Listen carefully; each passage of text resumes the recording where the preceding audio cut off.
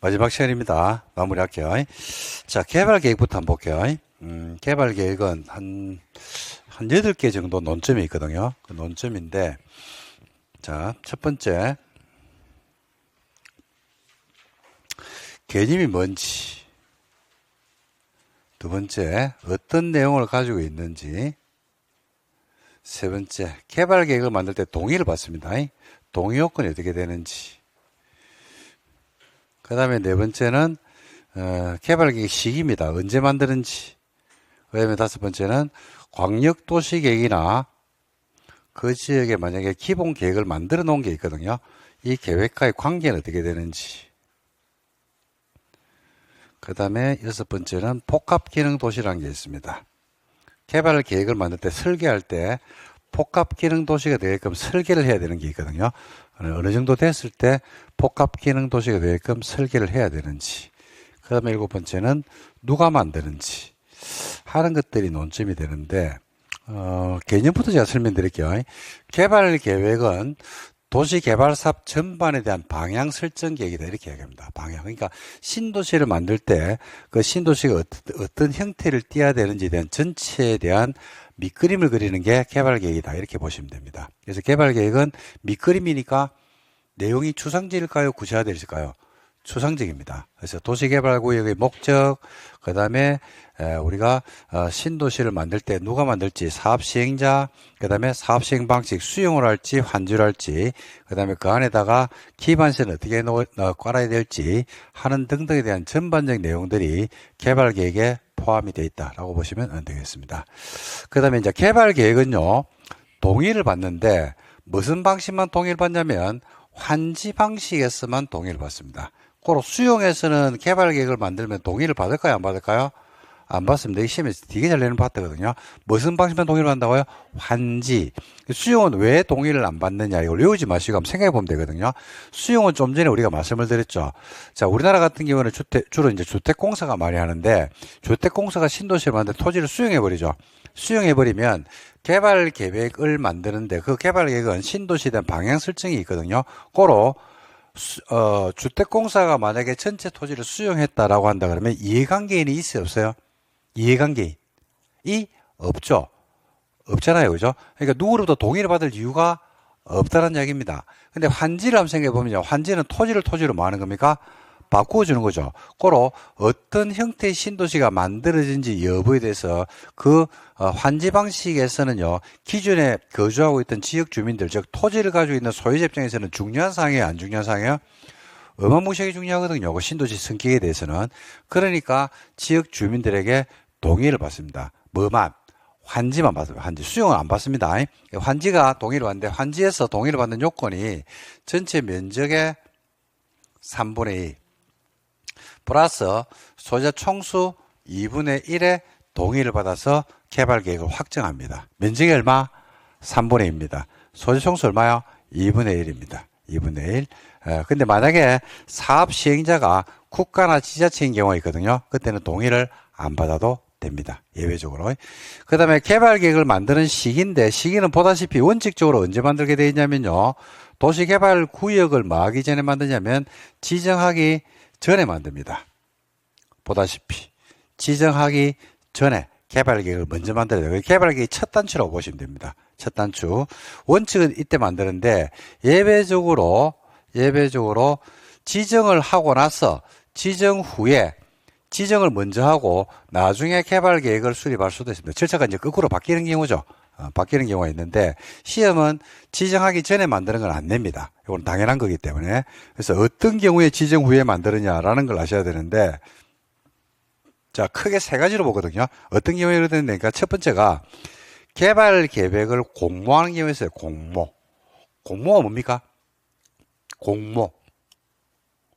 공모는 공개적으로 모집하는 거죠. 그게 공모잖아요, 그죠? 자, 그래서 물어보면 특별한 의미가 있는가 싶어가지고, 자, 굉장히 고민하는 흔적이 보이는데 그럴 필요 없이 있는 그대로 이야기하면 돼요. 그래서 개발 계획을 공모를 하는데, 이게 이제 제도가 도입되게 된 배경을 좀 아시면 쉬운데, 이거는 우리나라 신도시는요, 주로 누가 만들었냐면 신도시를 만드는 방식입니다. 우리가 알고 있는 신도시들이 있거든요. 자, 우리가 흔히 일기 신도시를 갖다가 어디로 이야기하면 90년대 만들어진, 그죠? 분당, 평촌, 일산, 중동, 삼본. 이걸 우리가 일기 신도시라고 불러요. 그 이후에 어마무시한 신도시들이 많이 만들어지거든요. 각 지자체별로. 근데 우리나라 신도시들은 대부분이 누가 만들었다? 대부분이 공공주도로 만듭니다. 공공주도로. 그래서 공공이 주도가 되고 그 공공에는 누가 있냐면, 우리가 주로 LH, 주택공사가 주로 있고요. 그 다음에 서울에서는 SH공사, 서울도시공사가 있죠. 그죠? 여기에서 만들기도 하고 각 지자체별로 도시공사가 있는데 그게 지방공사입니다. 걔들이 만드는 게 대부분 주류였거든요. 그런데 그렇다 보니까 신도시가 어떻습니까? 각각의 신도시들이 각각의 특징을 가지고 있으면서 각각의 특색을 잘 살린 신도시들입니까? 비슷합니까? 네, 비슷한 게 일반적이죠. 그래서 신도시가 만들어지면서 우리가 택지를 공급을 하고 그 공급된 택지에 주택을 지어가지고 국민들의 주거 안정에 진짜 공을 세운 거는 그건 인정을 합니다. 인정을 하는데 너무 뭐를 만들냐면 특색 없는 신도시들이 만들어지는 게 단점은 단점이었어요. 그래서 우리가 개발 계획을 만들 때 그 개발 계획을 공모를 한다고 했는데 공모라는 것은요. 개발 계획에 좋은 안이 있으면 누군가가 뭐 해라는 얘기입니까? 응모를 해라 이 말입니다. 응모하면 그에 따른 뭘 주겠다? 상금을 주겠다. 이런 것들이거든요. 그러면 개발 계획을 공모를 하면 누군가가 응모를 할 겁니다. 그럼 누가 응모할까요? 만약에 서울에서 내지는 수도권에서 경기권에서 LH가 개발 계획을 공모를 했어요. 그러면 누가 응모를 할까요? 응? 부산시에서 응모를 할까요? 대구시에서 응모를 할까? 광주에서 응모를 할까? 아니겠죠. 누가 응모할까요? 민간이죠. 민간. 원래는 개발계획에 공모라는 내용이 도시개발법에 없었더랬는데 지금부터 한 10년 전에 개발계획에 공모라는 걸 만들어 가지고 민간이 가지고 있는 좋은 안들을 그죠? 개발계획 단계에서 반영을 하고 그렇게 하면 조금 더 혁신적이면서도 좀 참신한 신도시가 만들어질 수 있지 않을까라고 해가지고 제도를 도입하게 됐어요. 그래서 개발계획을 공모할 때는 뭐부터 해주라는 얘기입니까? 지정을 먼저 해줘야 돼요.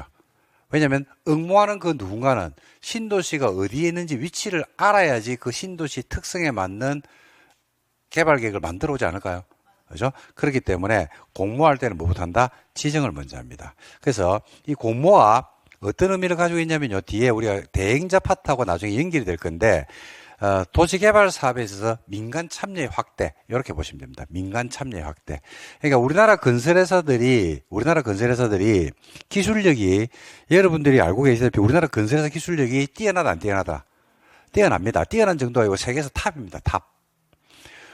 우리 세계에서 건설하는 웬만한 난공사 다리, 난공사 토목, 그 다음에 세계에서 만들어지는 우리가 저쪽에 동남아권이라든지 그 다음에 중앙아시아라든지 중동 쪽에 신도시들을 갖다가 우리나라 한 개의 건설회사가 만듭니까 안 만듭니까?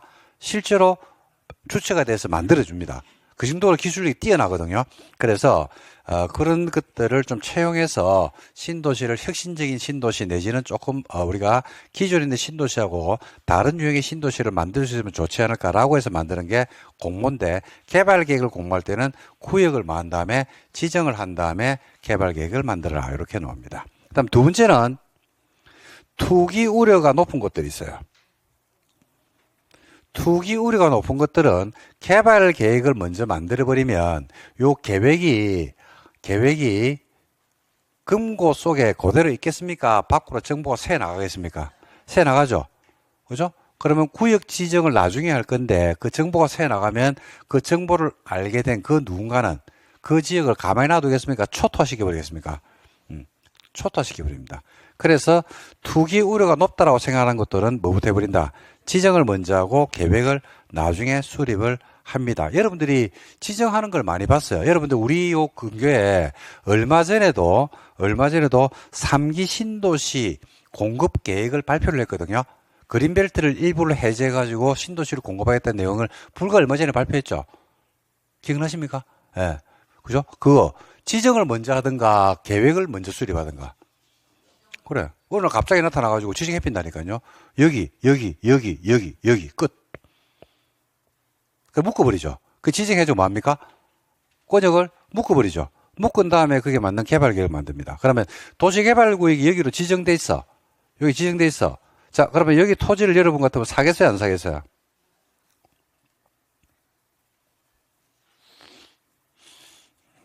오늘은 시간 안에 좀 마치자. 그냥 말만 하면 뒷일은 내가 다 알아서 한다. 진짜. 뒷일을 내가 다 알아서 아는 적이 어디 있었노? 내가 틀렸다고 해서 때린다든지, 눈치를 준다든지 그런 적 한 번도 없었잖아. 자, 신도시로 지정했어. 잉? 지정했어. 잉? 여기 토지가 나왔어. 매물로 나왔어. 그럼 여러분 사겠어, 안 사겠어? 사? 이거 말라 사. 수용된 토지를 말라 사는데.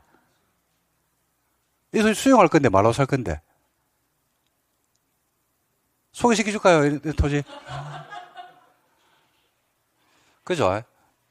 그러니까 이런 지역에 있는 토지는 구역을 갖다가 지정을 갖다 먼저 해버리면 투기 수요가 그날로 조용히 깔아잡힙니다. 그 상태에서 뭘 만들자? 개발 계획을 만들자. 그래서 투기율가 높은 곳입니다. 그 투기율이 높은 곳이 어디냐? 이게 문제죠, 그죠? 그래서 어디에서 투기율가 높을까요? 주로 가격이 싼데 비싼데, 토지 가격이 싼데 비싼데, 그래서 자연 녹지,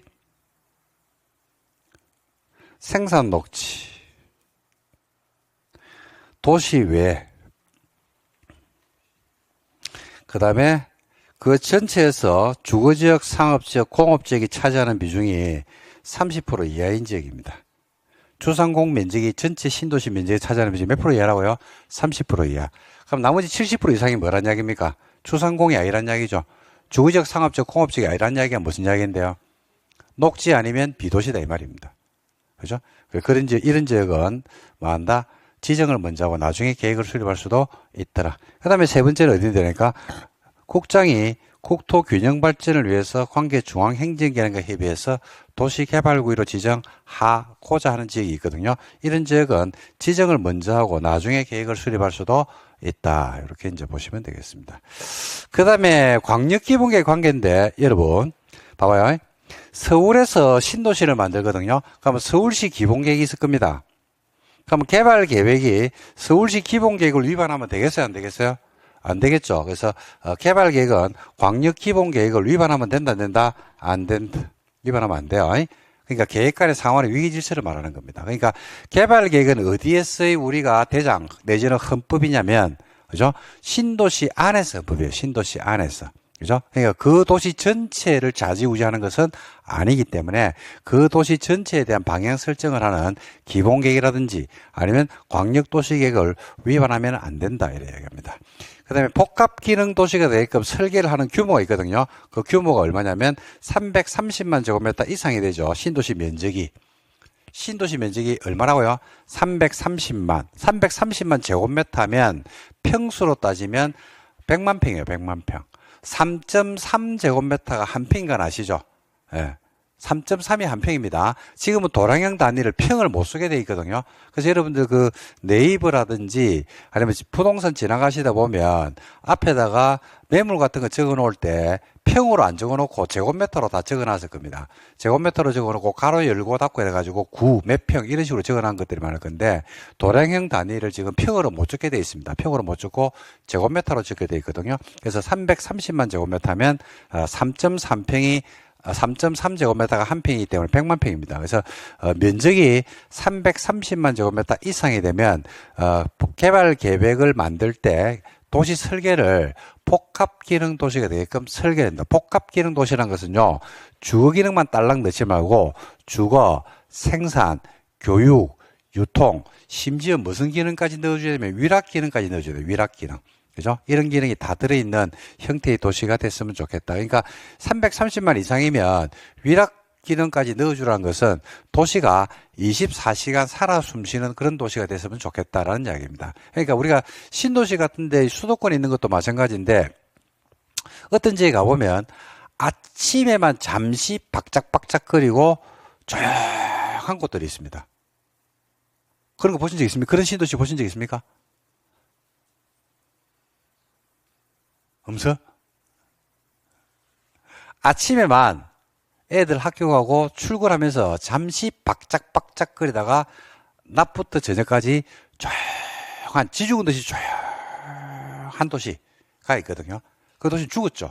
그러니까 도시가 복합기능 도시가 되라는 것은 위락기능까지 늘어나는 것은 도시가 24시간 움직여라. 아침에는 출근한다고 시끄럽고, 낮에는 애들 때문에 시끄럽고, 밤에는 퇴근한다고 시끄럽고, 그 다음에 새벽에는 술 먹고 한다고 시끄럽고, 그런 식으로 도시가 살아 숨쉬는 도시가 된다. 그런 기능들이 조화가 된 신도시들이요, 살기가 좋아요. 실제로 보면. 근데 신도시가 보면 진짜 그런 도시들이 있거든요. 진짜 낮에 한참 애들이 뛰놀고, 그 다음에 주부들이 왔다 갔다 하면서 차들이, 그죠? 왔다 갔다 하면서 막 이래 학원차도 왔다 갔다 하고 막 우리 움직이는 도시인데, 도시가 낮인데도 불구하고 조용한 곳들이 있습니다. 마치 새벽처럼 진짜 너무나 조용한 도시들이 있거든요. 그런 도시들은 거의 죽은 도시예요, 그거는. 그죠? 살아 숨쉬기 쉽지 않죠. 그러니까 우리 여러분들이 어딘가를 투자를 하든지 뭘 선택할 때 그런 것들이 굉장히 중요한 요소들입니다. 그리고 그래서 뭘 하라고 이야기합니까? 임장을 한번 해보라고 이야기를 하죠. 실제로 가봐야 됩니다. 가가지고 실제로 그 지역이 어떻게 움직이는지를 보셔야 돼요. 그래서 그 면적이 얼마면, 설계할 때 얼마면 그런 복합기능 도시에게끔 설계를 한다는 얘기입니까? 330만. 그 다음에 개발 계획은 누가 만드는데 라고 하실 때 이건 지정권자가 만듭니다. 좀 이따 지정권자는 따로 볼 겁니다.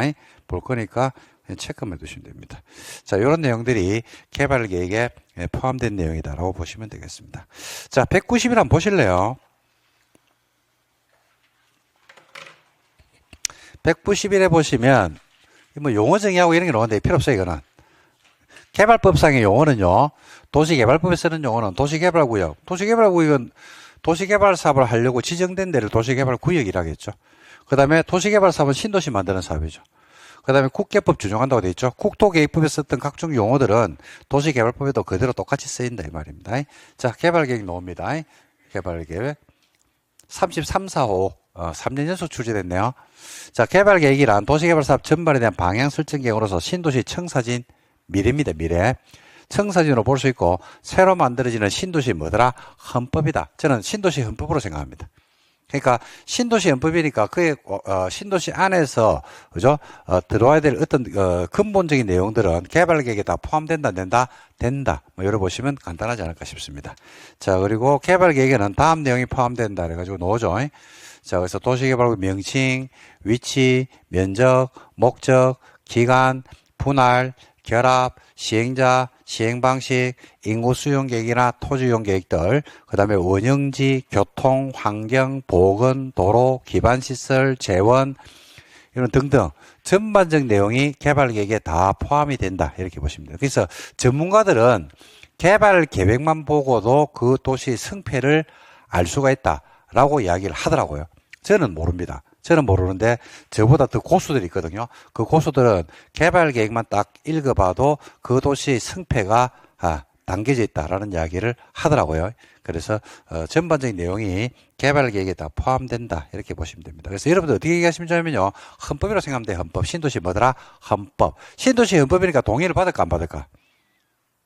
신도시 헌법이니까 헌법 만들 때 국민들 동의를 받아야 안 받아요? 받죠? 헌법 만들 때 국민들 동의를 받아야지. 안 받아? 받지 마? 그죠? 그래서, 개발계획이 신도시 헌법이기 때문에 그 지역 주민들한테 뭘 받는다? 동의를 받습니다. 아까 동의 요건이 얼마라고 했나요? 면적이 얼마? 소유총수 얼마? 2분의 1이죠. 자, 개발계획 공모란 말이 나왔습니다. 공모를 하게 되면 누군가가 뭐 한다? 응모를 하겠죠. 그죠? 그러니까 공모의 근본적 개념은 뒤에 숨은 개념은 공모를 한다는 것은 개발 계획을 공모한다는 것은요, 우리가 개발 계획을 공모를 해가지고 누군가로 응모를 받고, 그죠? 그들이 제안한 중요한 내용들을 개발 계획 안에 반영한다는 이야기거든요. 그래서 개발 계획의 공모라는 것은 누구 참여를 확대하자. 민간 참여를 확대하자. 이런 측면으로 보시면 됩니다. 그러면, 자, 예를 들어서, 자, 서울시에서 개발 계획을 공모를 했더니만 GS건설이 응모를 했네요. 그러면 GS건설은 응모를 한 이유가 상금 받으려고 응모하겠습니까? 사업에 참여하려고 응모하겠습니까? 아이고, 그죠? 그래서 우리가 시행자 요건을 갖추면요, 응모한 사람을 사업 시행자로 정할 수 있습니다. 그래서 읽어볼게요. 시험에 나오는 건 아닌데 읽어볼게요. 지정권자는 창의적이고 효율적 도시개발 사업을 하기 위해서 필요하면 대통령령이 정하는 바에 따라서 개발 계획안을 공모해서 선정된 안을 개발 계획에다가 반영할 수도 있다, 없다? 있다. 누구의 참여를 확대하자? 민간. 그러니까 서울시에서 개발계획을 공모하면 부산시에서 응모하지는 않습니다. 예. 그래서 반영할 수 있다. 이 경우 선정된 응모자가 현대건설이 사업 시행자 요건을 만약에 갖추었더라 그러면 해당 응모자를 우선해서 사업 시행자로 정할 수도 있다 없다? 있다. 그래서 민간 참여에 확대해 있다. 이렇게 여러분들이 내용을 파악하시면 좋지 않을까 싶습니다. 변경할 수도 있고요. 자, 그 다음에 수립 시기라고 아까 말씀드렸죠. 개발 계획은 언제 만들라고 했습니까? 지정하고 났습니까? 지정하기 전입니까?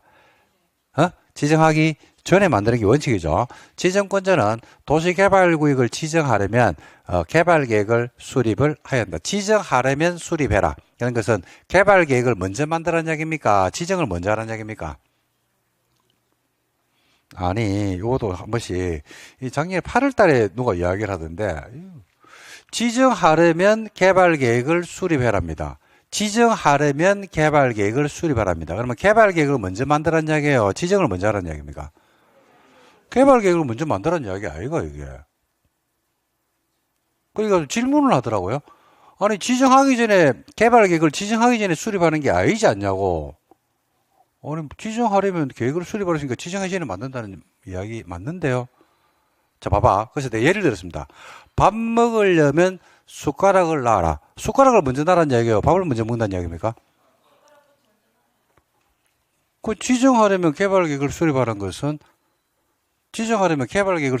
개발계획을 먼저 만들라는 이야기잖아. 맞잖아. 근데 예외가 있어요, 예외. 예외는 거꾸로 하는 겁니다, 거꾸로. 뭐 보라는 이야기인데? 지정을 먼저 하고, 나중에 개발계획을 나중에 수립할 수 있다, 없다? 있다. 어디에서? 개발계획을 막거나, 공모하거나. 공모에서는 응모하는 사람이 있을 거 아닙니까? 그럼 응모하는 사람은 도시개발구역이 어딘지 위치가 나와야 돼, 안 나와야 돼? 나와야죠. 그 다음에 어디라고 했어, 내가? 투기 우려가 높은 곳이라고 했잖아. 그죠?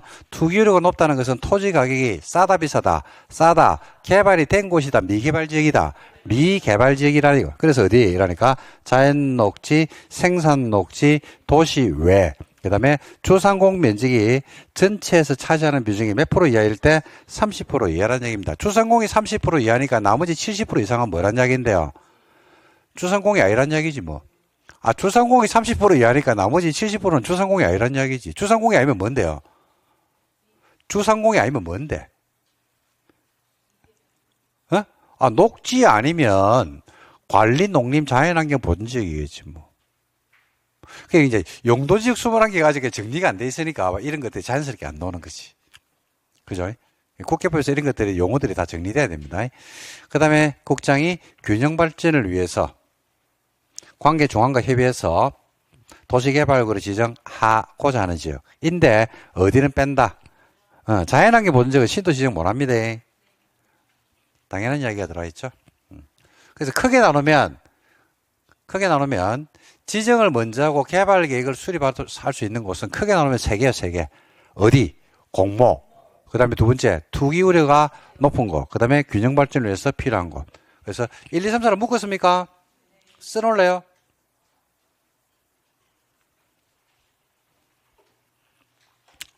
묶어, 4개를. 그래서 써놔. 뭐라고? 투기 우려가 높은 곳 이렇게 써놓으면 돼요.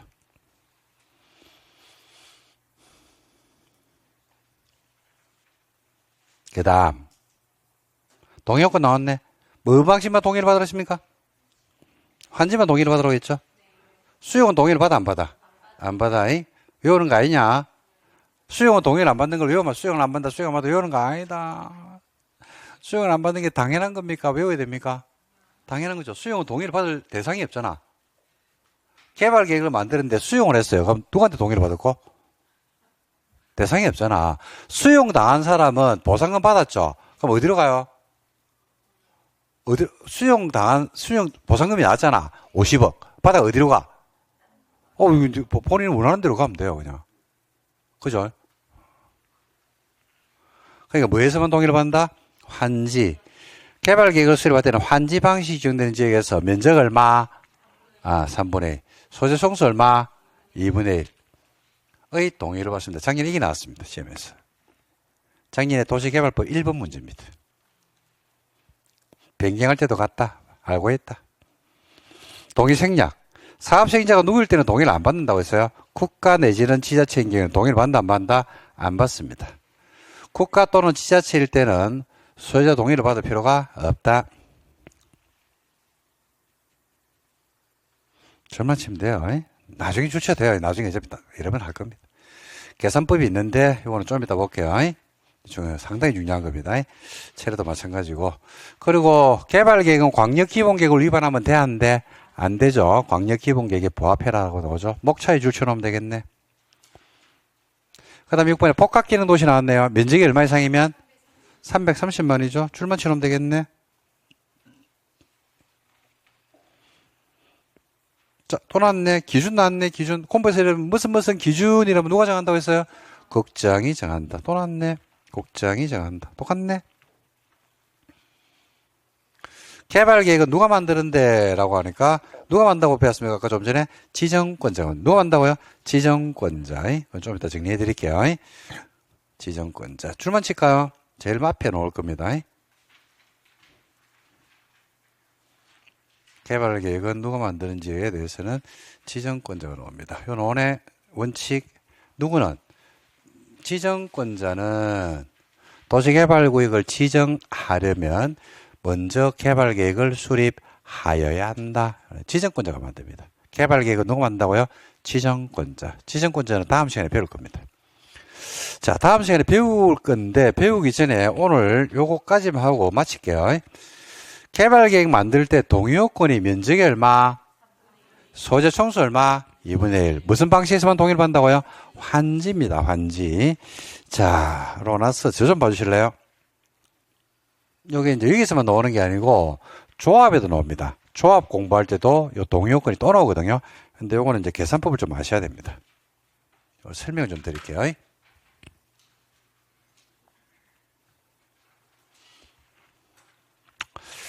자, 여기에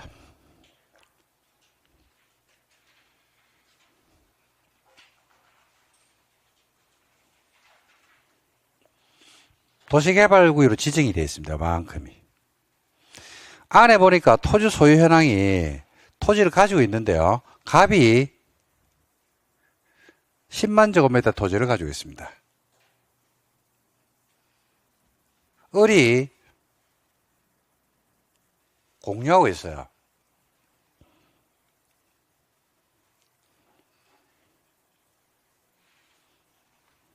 (20만 제곱미터의) 토지를 가지고 있습니다. 1번지, 2번지, 3번지는요, 아파트가 있거든요.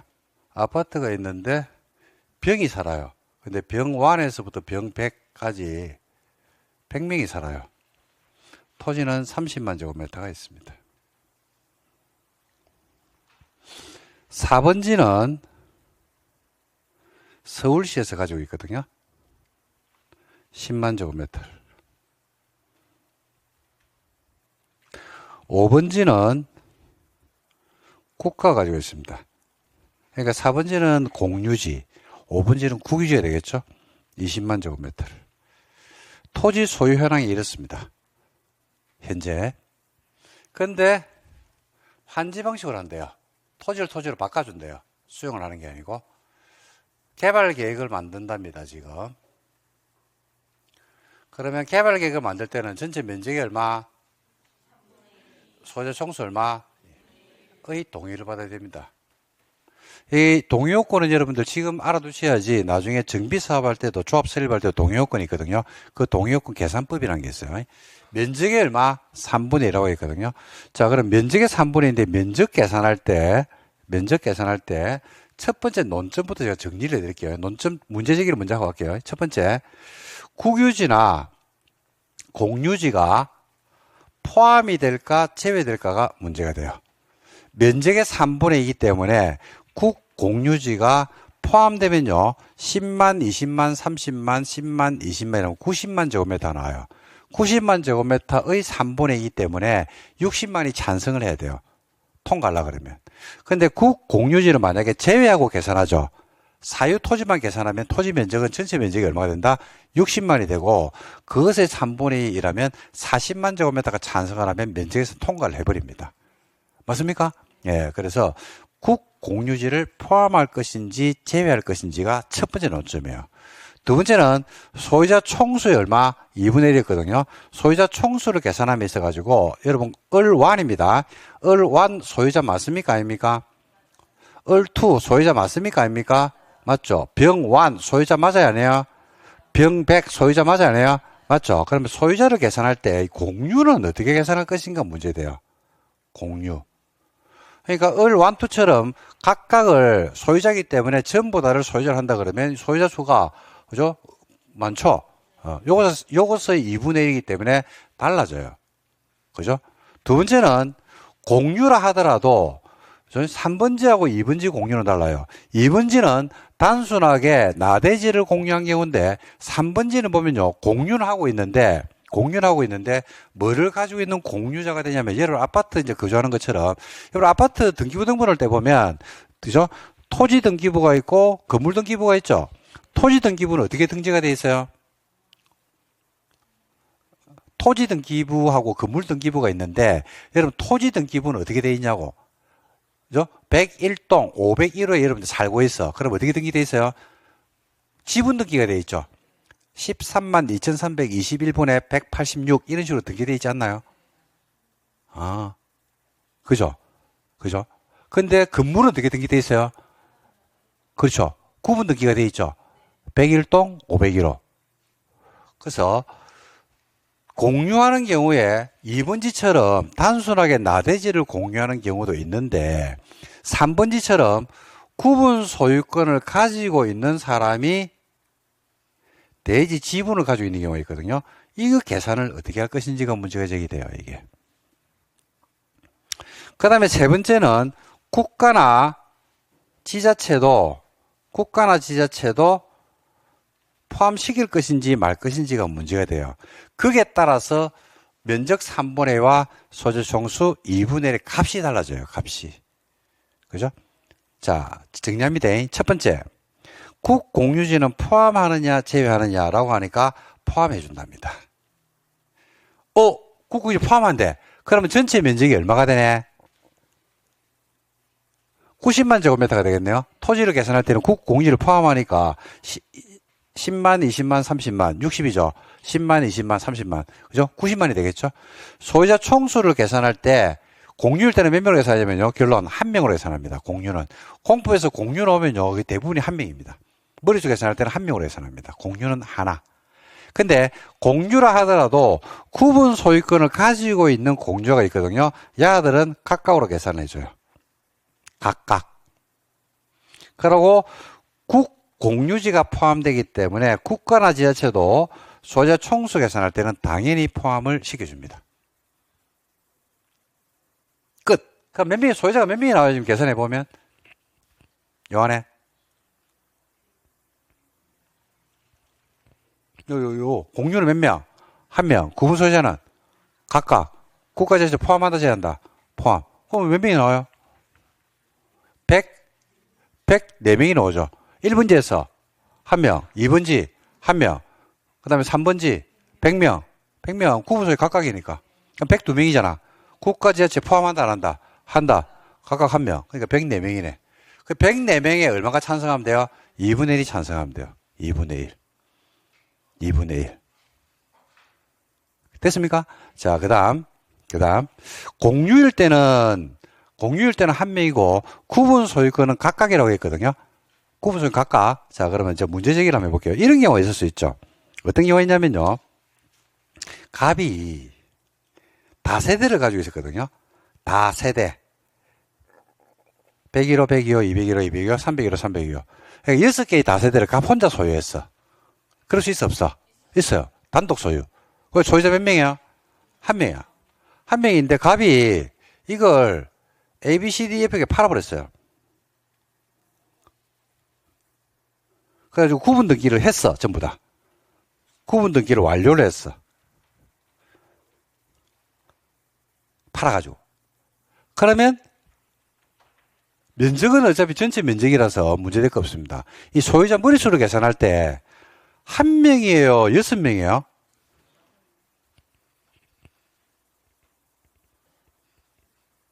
응? 한 명 같아요? 6명 같아요? 한 명이라고 생각하시면 아무도 안 되네. 6명으로 생각하시는 분. 참여하셔야 됩니다.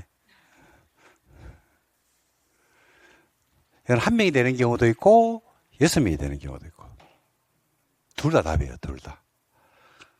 이 사람들이 ABCDF가 구분 등기를 언제 하느냐가 중요해요. 자, 해볼게. 만약에 도시개발구역으로 지정이 되는 게 신도시로 여기가 이제 녹색으로 띄dur었습니다.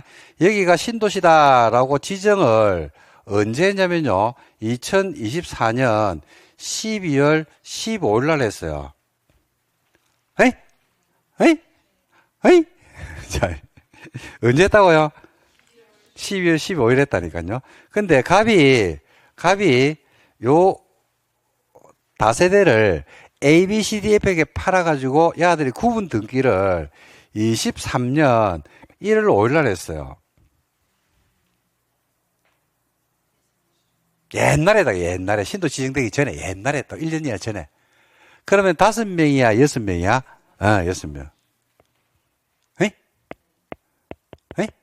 근데 12월 15일 날 지정을 했는데 야들이 구분 등기를 24년 12월 16일 날 한 거야. 지정하고 나서 한 거야. 지정하고 나서. 알고 모르고. 알고. 자, 알고를 민법에서 뭐라 불러요? 알고를 민법에서 뭐라 불러요? 악이. 모르고를 뭐라 불러? 선의. 그러니까 얘들은 알고 했잖아. 도시개발구역이 지정된다는 사실을 알고 나서 했잖아. 그죠? 그럴 때는 사람 취급한다, 안 한다? 안 한다. 그때는 몇 명? 한 명이 돼요. 그래서 이 기준점을 언제로 잡냐면요. 이 구분 등기를 언제로 잡냐면 도시개발구역 지정을 위한 도시개발구역이 지정된다는 사실에서 공람 공고를 내거든요. 공람 공고. 공개적으로 열람시키고 공고 외부로 노출시킵니다. 외부는 실제로 신도시가 지정됩니다라고 공람 공고를 내버렸어. 그러면 알려졌어? 안 알려졌어? 알려졌어. 네가 개인적으로 알고 모르고는 중요해? 안 중요해? 안 중요해요. 알려졌죠? 요 이후에 만약에 구분 등기가 되죠. 그럼 사람 취급한다 안 한다? 안 합니다. 공람 공고가 되기 전에 하면 사람 취급한다 안 한다? 한다 이 말입니다. 이거 잘 기억해야 돼. 이게 어디에도 써먹냐면요. 정비법에 가도 써먹어요. 봐봐. 정비구역에 내가 다세대를 가지고 있는 거야. 6개. 내 혼자 가지고 있는 거야. 정비사업을 한대. 재개발을 한대. 그러면 내한테 딱지가 몇 장 나와? 분양권이 몇 개 나와? 아니, 상식인데. 정비구역에 재개발을 한대. 근데 내가 다세대를 가지고 있는 거야. 내 혼자 가지고 있는데 이걸 임대차를 줬어. 월세를 주고 월세를 받아먹고 있다니까. 내가 한 달에 100만 원, 200만 원, 300만 원, 400만 원, 500만 원, 600만 원. 에이? 에이? 근데 재개발 한다는 소문이 있어. 그 정비구로 지정이 된대. 그러면 정비 사업을 할 거 아니야? 재개발을 하잖아. 그럼 나한테 분양권을 몇 개 주냐고. 현재 하나잖아. 하나 받고 싶겠어? 6개 받고 싶겠어? 그래가지고 이걸 갖다가 누구한테 양도를 하냐면 아들, 딸, 와이프, 친구, 사돈, 형 이렇게 양도를 해가지고 6개로 나눌 수가 있어 없어요? 있죠? 있잖아. 그죠? 그러면 6장이 나오게 될 수도 있겠어 없겠어? 있겠지. 근데 그런 행위를 언제 하느냐에 대해서 시점을 정해줘야 돼, 안 정해줘야 돼? 시점을 정해주기 때문에 그 이후에는 하면 준다, 안 준다? 안 주는 거예요. 그러니까 그런 경우에 팔려고 하면 언제 팔아야 돼요? 그 시점 되기 전에 해야 되는 거예요, 전에. 진짜 중요하거든요, 이런 것들. 원리가 똑같아요. 그러니까 도시개발구역 지정을 위한 공람공고니까 정비구역이 하면 어떻게 될까요? 정비구역 지정을 위한 공람공고일이 되겠지 뭐. 그러니까 그 이후에 팔면 안 돼요. 그 이전에 팔면 뭐까지 붙여서 파냐면 분양권을 갖다가 얹어서 파는 거예요. 그러니까 실제 가격만큼은 팔겠습니까? 분양권이라는 게 붙어 있기 때문에 피해를 받겠습니까? 피해를 받는 거지. 그래서 그 시점을 언제로 보고 있다? 도시개발구역 지정을 위한 뭐라고요? 공람 공고일입니다. 그래서 한 장이 될 수도 있고 몇 장이 될 수 있다? 6장이 될 수도 있다 이겁니다. 그죠? 그 다음 갑이 동의를 하고요. 갑이 동의를 했어. 동의했어잉? 하고 이걸 10만 제곱미터를 A에게 매매할 수도 있어요? 없어요? 있죠? 매매할 수 있잖아. 내가 살 수 있잖아. 표정이 사지마? 그러면 나는 10만 제곱미터는 토지만 사는 겁니까? 갑이 동의한 것도 같이 삽니까? 동의한 것도 같이 사는 거예요. 똑같아요. 정비구역에서 엄마 아파트 101동 301호가 조합 설립에 동의를 했어. 근데 301호를 내가 샀어. 그래서 사고 나서 나는 조합 설립 반대하는 데로 하면 돼, 안 돼? 안 돼요. 살 때 물건만 사는 게 아니고 앞 사람이 했던 각종 권리 의무도 같이 사는 거예요. 그게 동의도 인수한단 말입니다. 뭐 먼저 해야 됩니까? 그래서 이런 원리로 해서 계산을 한다. 자, 그래서 면적은 얼마가 되냐면요. 이 계산을 하면 면적은 얼마가 됩니까? 면적은 60만이 나와야 되겠네요. 전체 90만의 3분의 1이니까 60만이 나와야 되겠네. 소유자는 몇 명이 찬성해야 돼요? 104명이 2분의 1이니까 얼마? 52명이 찬성해야 된단 말입니다. 이걸 동시 충족해야지, 동시 충족이 개발계획이 통과하는 겁니다. 자, 이때 동의를 할 때는요, 어떻게 동의를 받냐면요, 누구한테 먼저 동의를 받냐면, 사유 토지한테 가서 먼저 동의를 받아요. 누구한테 먼저 동의를 받는다고요? 사유 토지. 요까지, 요 먼저 받아요. 그래서 예를 들어서, 요 동의를 받는데, 자, 12월 15일 날, 자, 요 표행사를 할 거니까, 자, 우리 평촌 랜드 하나 보는 에 있는 학원에 모이세요라고 했거든요. 그 랜드 하나 보는 애 다 왔어. 동의자들이 왔단 말이야. 104명이 왔다고. 104명이 오면 어떻게 하냐면요. 서울시하고 국가는 사무실에 앉아 계세요라고 하면서 차 한잔하면서 앉아 계세요라고 이야기하고 누구부터 먼저 입장을 시키냐면 사유 토지부터 먼저 입장을 시켜요. 102명을 먼저 입장을 시킨다고. 그러니까 동의를 받을 때는 누구한테 먼저 동의를 받는다? 사유 토지한테 먼저 동의를 받아요. 자, 그래서 물어봤어. 자, 이렇게 개발 계획을 만들었는데 개발 계획을 다 보여줬어. 보여주면서 이렇게 신도시를 만들 예정인데 찬성하십니까? 반대하십니까? 라고 이제 물어봤다니까요. 물어보니까 갑이 찬성, 을이 찬성, 대표자 한 명이 오는 겁니다. 그러고 병이 찬성이래 버린 거야. 자, 그러면 셋 다 찬성했다니까요. 그러면 면적이 얼마 나오라고 했어요? 60만. 60만이 동의해서 안 했어요? 했죠? 10만, 20만, 30만이 다 동의했잖아. 60만 나왔죠? 소유자가 몇 명 넣으면 돼요? 52명 넣으면 되잖아. 보니까 1명, 또 2명, 또 100명, 102명이 찬성했잖아. 그럼 개발계획 통과해서 안 해서 했죠? 얘네들 의사가 중요합니까? 안 중요합니까? 안 중요하죠. 그래서 찬성하고 있잖아. 그래서 뭐라고 하면 집에 가세요! 이러면 돼요. 끝.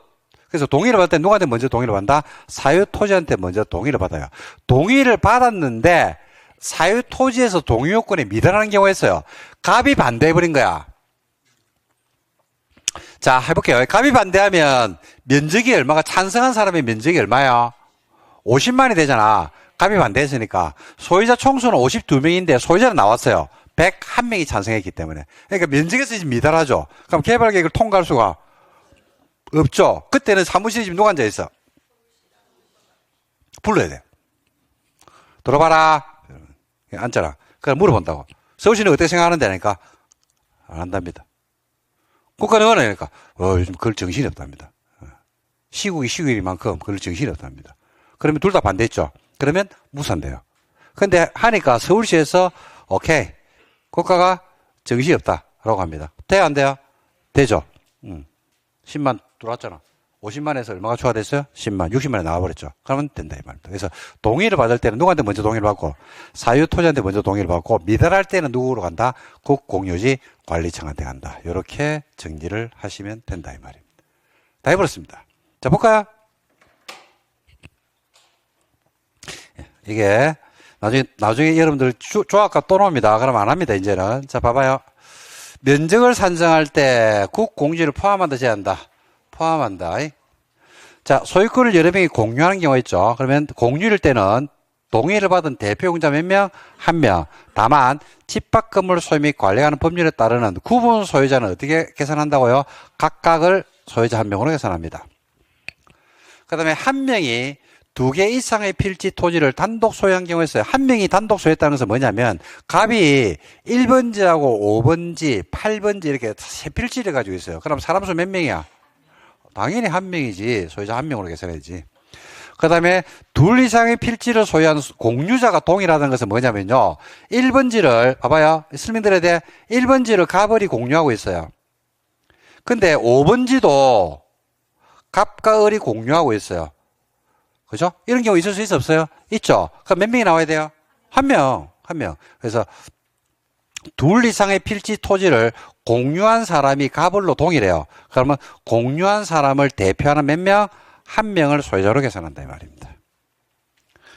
그 다음에 도시개발구역 지정을 위한 네모, 공람 공고일 네모, 공람 공고일의 네모, 아까 12월 15일이라고 했거든요. 공람 공고가 되고 나서 직권법에 따르는 구분 소유권을 분할해서 소유자가 증가한 거야. 공람 공고가 되고 나서. 그럼 알고 나서 모르고 나서. 알고 나서 서로 꼬로 선이 악이 사람 취급한다 안 한다? 안 한다. 그럴 때는 공람 공고가 되기 전 소유자 수를 기준해서 머릿수를 계산합니다. 설명 다 한 겁니다.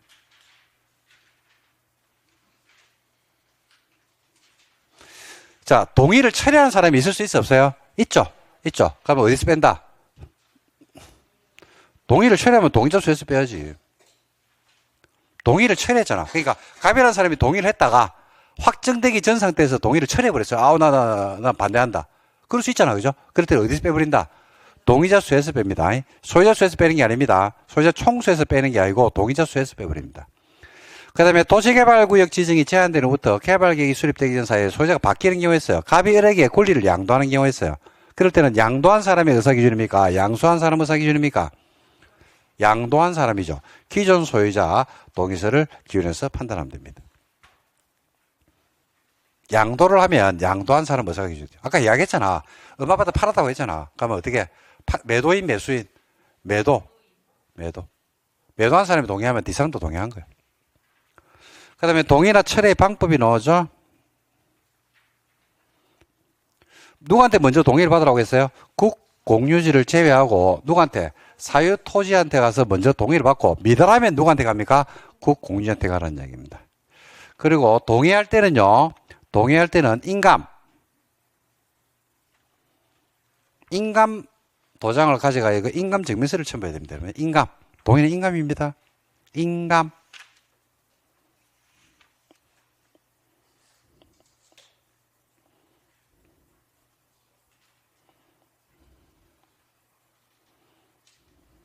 됐죠? 됐습니다. 이게 답니다. 이 정도 정리하시면 됩니다. 이게 나중에 뒤에 가면 조합에서 또 나올 겁니다. 또 나올 거니까 그때 가서는 배웠죠라고 제가 넘어갈 겁니다. 물론 한 번 더 설명할 겁니다. 자, 요 문제 풀고 집에 갑시다. 자, 190번 가볼래요? 작년 문제. 35회 때 문제입니다. 불과 몇 개월 전에 있었던 2개월 전에 있던 시험 문제입니다. 1번 도시개발법상 환지 방식의 개발 사업에 대한 개발계획 수립에 필요한 동의자 수를 산정하는 방법입니다. 방법. 자, 들어갑니다. 1번 면적을 산정할 때 국공유지는 제외합니까? 포함합니까? 포함하죠. 탈락. 2번 한 명이 둘 이상의 필지를 단독으로 소유했습니다. 아까 이야기했죠. 갑이 1번지, 5번지, 8번지를 가지고 있어요. 필지 수에 관계없이 소유자 몇 명으로 계산합니까? 한 명. 2번이 정답이네. 3번 둘 이상의 필지 토지를 소유한 공유자가 동일합니다. 갑, 을이 1번지하고 5번지를 둘 다 공유하고 있어요. 각각을 봅니까? 한 명입니까? 한 명. 그 다음에 4번에 한 필지 소유권을 여럿이 공유합니다. 공유해서의 공유를 한 필지를 여러 명이 공유하면 직권법에 따르는 구분 소유자인지 여부에 관계없이 구분 소유자인지 여부에 관계이시. 구분 소유자인지 따져야지. 구분 소유자는 각각, 구분 소유자가 아니면 한 명. 5번에 도시개발구역 지정이 제한되는 후부터 개발계획이 수립되기 전 사이 소재가 바뀔 수 있다고 했죠. 갑이 여러 개 팔았어. 갑의사 기준이야, 을의사 기준이야.